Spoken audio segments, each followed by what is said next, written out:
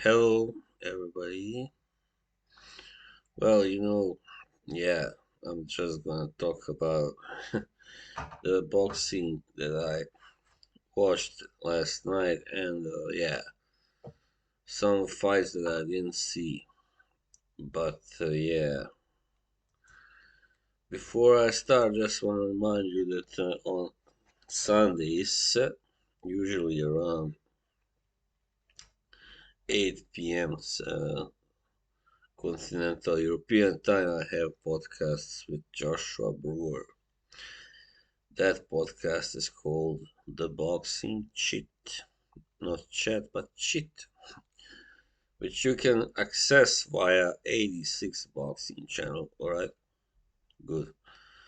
Well, last night we saw the, the dethroning. I must say, this one of the most boring champions that I've seen recently. So that was Lawrence Okolie. Okolie, lost kind of unexpectedly to Chris Billon Smith. Yeah, I mean, I didn't watch. I mean, like, I only watched maybe, I don't know, 3 or 4 rounds. It's so hard to watch any fight with your colleague. There's a lot of grappling and a lot of other shit going on as well.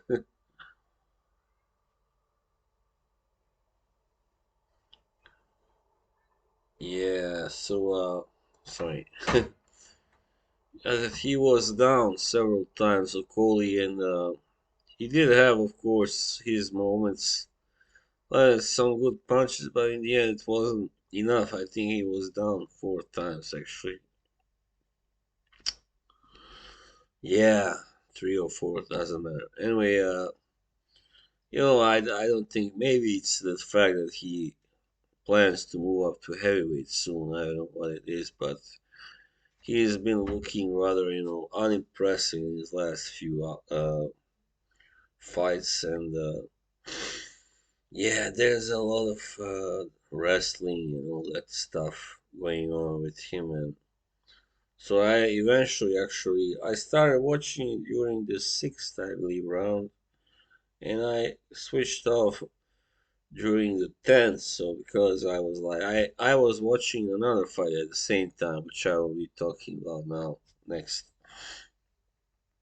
and so I was like, screw this, I can't watch both fights at the same time, and I don't want to ruin watching this fight, uh, not concentrating on this, which is a better fight, clearly, because of this, So, yeah, but anyway, Bill and Smith won by a majority decision, and Okolie, to give him credit, was really gracious in defeat, yeah. He praised Bill and Smith. So now I guess he will be moving up probably to uh, heavyweight.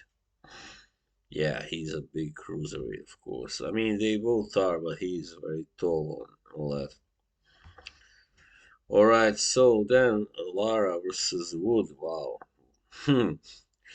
That fight didn't go at all as I had predicted. Yeah,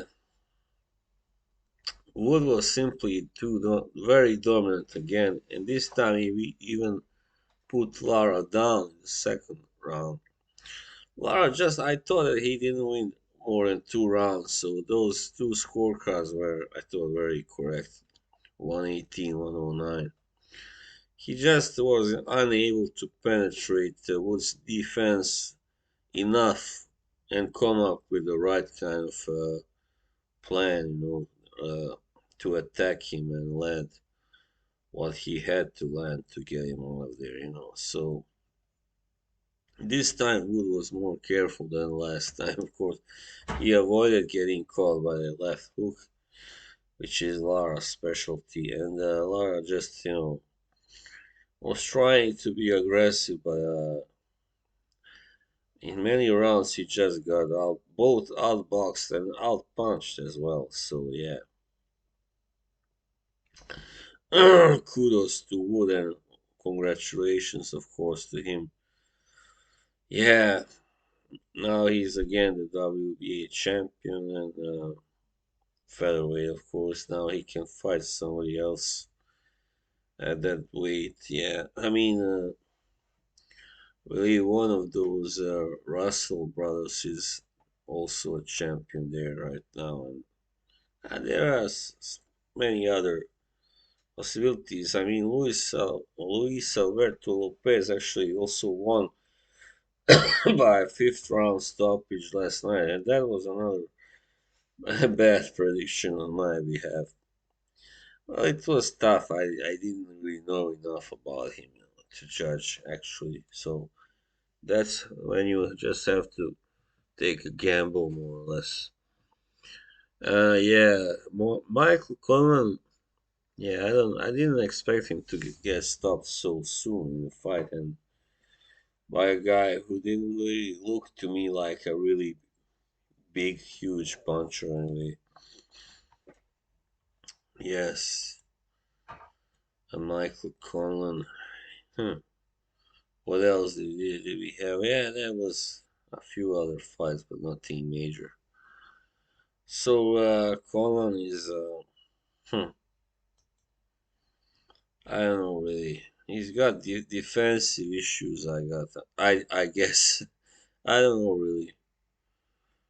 He will just have to go back to the drawing board, and I mean, of course, this all makes Lopez look even better. Of course, and he went there to hostile territory, just like when he won the title against Warrington.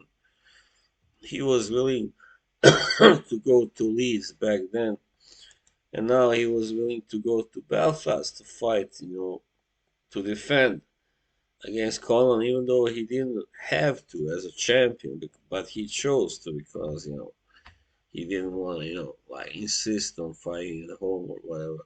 He knew that there would be a good crowd there and stuff like that. It would bring more interest, probably. Yeah. So kudos to him. Now he's the IBF featherweight champion. So as I said, I would like to see a unification fight now that both he and Wood have beaten Conlan. Now it would be logical that they now met each other, fought each other next in a unification fight, which I think will happen because I don't think that division is really full of big names at the moment. Probably not. Yeah, I think let's see. Just take a look at the rankings at the box rec. Well, Brandon Figueroa, yeah, he's out there as well. Ray Vargas, well, yeah, he lost Robesi Ramirez. That's a great fight. I would love to see him fight any of these guys, either Wood or Lopez. Mark Maxayo, yeah, there are a few, but yeah, I think Brandon Figueroa and Robesi Ramirez are also both great choices. Figueroa won the interim WBC title against Maxayo not so long ago, yeah. So yeah, but that was like that was it in a nutshell. Yeah, I mean Okolie is no longer the champion at cruiserweight, and yeah, just as well as I say, he was both having some boring fights. He was ducking obviously Richard for why that fight wasn't made. Instead of fighting David Light, come on, David Light, who was he? Nobody. So and now Chris Billon Smith is the champion. And he has a loss too. His only loss is to Ryakpo. So now I expect him to fight him pretty soon. Maybe not in his very first defense, but that would be also good.